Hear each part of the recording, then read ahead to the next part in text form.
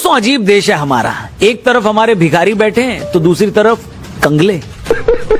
बांग्लादेश के अंदर हालात जो हैं वो एकदम बहुत ज्यादा खराब हो गए हैं। हमारी इंडियन आर्मी के द्वारा फाइनली इस चीज को लेकर जवाबी कार्रवाई करनी शुरू कर दी गई है। उत्तरी बंगाल की खाड़ी में गश्त के दौरान इंडियन कोस्ट गार्ड के जहाज ने भारतीय जल क्षेत्र में अवैध रूप से 2 बांग्लादेशी जहाजों को रोक लिया और उन्हें फिर जब्त किया।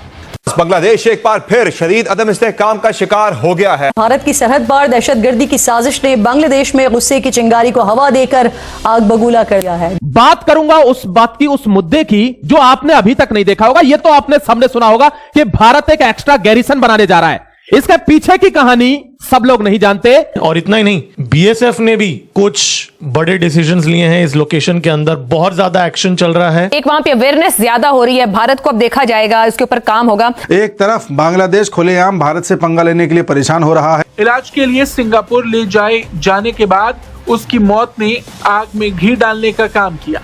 2 दिनों से बांग्लादेश के कई शहरों में हिंसा फूट पड़ी। भारत आने वाले दिनों में किस हद तक और मुश्किलात फेस कर सकता है और बांग्लादेश के साथ जो ताल्लुकात हैं वो किस हद तक हम देख रहे हैं कि ये बिगड़ सकते हैं मजीद। अननोन गनमैन शेख हसीना के जितने दुश्मन थे उनको एक एक कर खत्म किया जा रहा है। क्राउड्स जो निकले बांग्लादेश के अंदर वो समझते हैं कि उस्मान हादी को हिंदुस्तान की इंटेलिजेंस एजेंसी रॉ जो है रिसर्च एंड एनालिसिस विंग ने उन्हें कत्ल कर दिया है। उस्मान हादी वही है जिसने फेसबुक पे पोस्ट लगाई थी ग्रेटर बांग्लादेश बनाऊंगा। आपने हसीना वाजिद को रखा हुआ है, फिर हसीना वाजिद यहाँ से बैठ के सुपारियां ले रही हैं उनके स्टूडेंट लीडर्स की, तो आग तो लगेगी। भारत क्या अब निकालेगा जो हिंदू वहां पे रहते हैं, सॉरी जो बंगालीज वहां रहते हैं, बांग्लादेश के लोग जो भारत में हैं। बट अब जो पानी है वो सर के ऊपर जा चुका था। इसी कारण से भारत ने 2 स्टैंड लिए, पहला तो मिलिट्री और दूसरा डिप्लोमेटिक। हम लाते हैं टॉक शोज और अनलिमिटेड एंटरटेनमेंट सिर्फ यूट्यूब पर। अगर आपने अभी तक हमारा चैनल सब्सक्राइब नहीं किया तो अभी सब्सक्राइब करें और बेल आइकॉन को क्लिक करके हमारी लेटेस्ट वीडियोस के बारे में अपडेट जानें। इस वक्त जब आप ये वीडियो देख रहे हैं, बिल्कुल उसी तरह के धुरंधर, उसी तरह के अननोन मैन अब सिर्फ पाकिस्तान ही नहीं बल्कि बांग्लादेश की गलियों और ढाका के वीआईपी इलाकों में भी एक्टिव हो चुके हैं। उस हादी ने ही वो नक्शा बनाया था और उसने दोस्तों पाकिस्तान को भी दिल्ली तक दिखाया था। आप उस नक्शे को ढंग से देखना, उसमें उसने पाकिस्तान का नक्शा भी शामिल किया, बांग्लादेश का भी किया। बांग्लादेश में पूरे नॉर्थ ईस्ट को दिखाया और पाकिस्तान को दिल्ली तक दिखाया था और इसी के चलते किसी ने उसको ठोक दिया। रजा रूमी साहब, जैसे बात हो रही है, अमित साहब ने कहा कि दुनिया की स्क्रूटनी भारत की जानिब बढ़ेगी, जो मुख्तलिफ ताकतें बनाना चाह रही हैं और उनमें पाकिस्तान सरफहरिस्त है, बांग्लादेश के साथ मिलकर, चाइना भी हो उसमें, माइनस इंडिया ऑब्वियसली, क्योंकि इंडिया किसी इत्तेहाद को कामयाबी नहीं होने देता। तो बांग्लादेश के जो मुशीर खारिजा हैं वो ये कह रहे हैं कि स्ट्रेटेजिकली हमारे लिए पॉसिबल है कि हम माइनस इंडिया एक इत्तेहाद पाकिस्तान के साथ करें, तो इससे वो रिजॉल्व हो सकेंगे इश्यूज जो एक अरसे से। देखिए, ये इसाक डार साहब ने ये बात की थी, उसके बाद अब बांग्लादेश से भी बात आ गई जी। इसमें सबसे बड़ा प्रॉब्लम ये है कि छोटे मुल्क लाइक भूटान एंड नेपाल जी, वो कभी भी इस किस्म की फोर्स का हिस्सा नहीं बन सकते। वो इतना डिपेंडेंट है on India for so many things, access and security and so on. वो नेपाल वाले तो थोड़ा सा भी इधर उधर होने की कोशिश करते हो तो इंडिया जो है ना वो चुरा घूमने की। केओस में हम देखते हैं कि मॉब प्रेशर पूरी तरह से बिल्ड हो रहा है इंडियन डिप्लोमेटिक मिशंस में, ढाका में, राजाशाही में, खुलना में, चिटगांव में, ये सब चीजें की जा रही है ना। वेरी टाइम कंप्रेस्ड विंडो, एकदम कोई टाइम नहीं दिया जा रहा, एकदम से they go and do whatever they are trying to do. Now यहाँ पर there is a coordinated mob pressure which is there, ठीक है। स्ट्रीट में इंटिमिडेशन करी जा रही है, ऑल्दो पहले दिन पे जब इन लोगों ने कोशिश करी थी इतने ज्यादा लोग नहीं थे, बट कल रात को काफी मोबिलाइजेशन वहां पर हुई है। नाउ आज तो फ्राइडे है, तो ऑफ कोर्स आज एक डेंसिटी और एक रिलीजियस कवर लेके काफी कुछ चीजें की जाएंगी। जिस तरह से हमने कल रात को देखा कि एक हिंदू बेचारे शॉप ओनर को या किसी बिजनेस वाले को लिटरली स्ट्रीट के बीच में नंगा करके पहले मारा गया, उसके बाद they lynched him and then they burned him. I don't know whether he was alive और नॉट, बट वो बेचारा वहीं पर ही मारा गया। वियना कन्वेंशन की तरफ से ये जो भी चीजें चल रही हैं, this is basically a violation, ठीक है। Physical intimidation of missions is not allowed, ये एक बहुत बड़ी वायलेशन है। इसके अंदर पहले भी बांग्लादेश के एम्बेसडर को बुला के झटका मारा था, उसके बाद उस सॉफ्टवेयर अपडेट का काफी इम्पैक्ट हुआ ग्राउंड के ऊपर, क्योंकि वो जाके रोया होगा अपने लोगों से। उसके बाद आपने देखा कि पूरी तरह से ये जो जमाती लोग हैं और ये जो एनसीपी वाले लोग हैं, they basically mobilise the entire crowd. What we are going to see is, complete breakdown of society inside Bangladesh, क्योंकि कहीं ना कहीं आप देखेंगे that they will exert even more pressure, क्योंकि देखिए अनरेस्ट जो है इनके नैरेटिव के अंदर जाता है, एंड वो जो नैरेटिव के अंदर कैसे जाता है उसके बारे में भी थोड़ी सी बात करते हैं, because at the end of it one thing that we need to understand is that इनको पता है कि अगर यहाँ पर एक फ्री एंड फेयर इलेक्शन हो गया तो ये पूरी तरह से पावर से बाहर जाएंगे. They know that, so they are trying to create that एकदम एक वो जबरदस्त सा एक वो मोबिलाइजेशन करना चाहते हैं और काफी कुछ करना चाहते हैं जहां पर they are wanting to do stuff. Now देखिए आपको मैं बताऊं इसके पीछे बाहर वाले एक्टर्स भी हैं. एक इलियास हुसैन करके बंदा है जिसने कल कॉल दी थी कि भैया ये जितने भी पोर्थोम ओलो और डेली स्टार के ऑफिस पे जाके अटैक करो.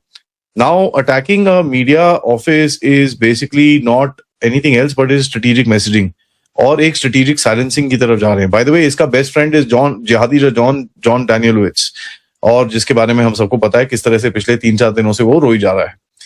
Now, one thing more that to add into it, जैसे हम लोग ग्राउंड की थोड़ी सी चीजें करते हैं कि when you look at it, this is a complete anti-India game that is being played. और यहाँ पर एक आर्टिकल आया था by the way daily star के अंदर जो अभी एडिट कर दिया गया है, it is not there. But एक आर्टिकल था जिसका टाइटल था new currency, anti India is the new currency in Bangladesh, and एक ओपिनियन पीस था. उसके बाद जो ऑथर ने वहां पर लिखा था कि जमात इस्लामी और पाकिस्तानी आर्मी के साथ ये लोग बैठ के सब्जुगेशन कर रहे हैं बांग्लादेशी की, और इंडिया को ये लोग ब्लेम कर रहे हैं. Now that article has been very very cleanly फटाफट उसको एडिट करके ना they've actually put that back up. But interestingly यही जो ढाका स्टार है जो इतना जिसने ये आर्टिकल डाला है, उसके अंदर उसके न्यूज़पेपर के ऑफिसेज में अटैक हुए और काफी वहां से भी काफी रोना धोना आया क्योंकि जर्नलिस्ट फंसे हुए थे वहां पर बेचारे. It was not a very good scene to watch. Hindu factory worker lynched and burns, मैंने आपको बताया यूथ जो जिस तरह से वहां पर वो they calling for death to this death to that and all sorts of stuff. Now देखिए मॉब मीडिया मिशन ये एक आर्क बन रहा है. ठीक है, मॉब है, मीडिया है जहां पर इन्होंने अटैक करा, और mission is our embassy and जो हाई कमीशन है वहां पर. That is what I'm kind of referring to when I'm saying the mob media mission. Media neutralization is strategic silencing. ठीक है, minority targeting is basically it is messaging towards India कि साहब ये देखिए ये तो हम आपके साथ करेंगे sort of a thing. ठीक है. इंडियंस ना तो बांग्लादेश को कोई फ्री लंच देंगे, कोई फ्रीडम देंगे, ना वो पुरानी चीजें होंगी जब तक बांग्लादेश उस तरह ऑपरेट नहीं करता जिस तरह इंडिया चाहता है. इंडिया की डिमांड्स हैं, आपको वो करना है जो हम चाहते हैं, आप इतने जोगे नहीं हैं. Bangladesh is nothing. बांग्लादेश को सब कुछ हमारी मर्जी से करना है. ये एंटी इंडिया सेंटीमेंट बंद करो. अब ये जो एंटी इंडिया सेंटीमेंट है that is there inside the Bangladeshi people. और दूसरा वो कह रहे तुमने चाइना को अलाउ कर दिया, इस्लामिक फोर्सेस को अलाउ कर दिया. भाई in every country there is a section of the different sections. So अगर 50 साल बांग्लादेश के अंदर इस्लामिस्ट ग्रुप्स को अंडरमाइन किया गया है, उनको नीचा दिखाया गया है, उनको दबाया गया है, तो वो अब एक वक्त तो आना था कि उन्होंने वो उस पोजीशन में आना था. ठीक है ना जी, तो इट्स अप टू देम. ये तो उनके ऊपर है ना वो क्या करते हैं. लेकिन इंडिया अगर ये कहेगा कि खबरदार तुम लोगों ने अगर हमारी बात ना मानी, खबरदार तुम लोगों ने वो ना किया जो हम कहते हैं, तो फिर हम आपकी को फिक्स कर देंगे. ये जो एक्शन इंडियंस ने लिया है कि बांग्लादेश की वो उसको बुलाना और टफ टाइम देना और कहना कि जनाब हम तो आपके इंटरनल पॉलिटिकल प्रोसेस को भी नहीं मानते. वो कहते ये इलेक्शन लुक्शन क्या होता है, ये तुम लोगों ने फ्रॉड किया. और इंडियंस ने कहना है. अब इंडियंस क्या चाहते थे? इंडियंस ये चाहते थे कि जो बांग्लादेश के ऊपर ओपिनियन हम बिल्ड करें ना, जो बांग्लादेश के ऊपर ओपिनियन हम बिल्ड करें, समझ रहे हैं बात को? ये मैं आपको बड़ी अहम बात बता रहा हूँ. वेस्टर्न. तो आपको ये वीडियो कैसा लगा कमेंट बॉक्स में जरूर लिखिए. इस वीडियो को लाइक कीजिए, शेयर कीजिए, सब्सक्राइब करना ना भूलिए आपके चैनल EFC.Z को. तो मिलते हैं अगली वीडियो में. जय हिंद.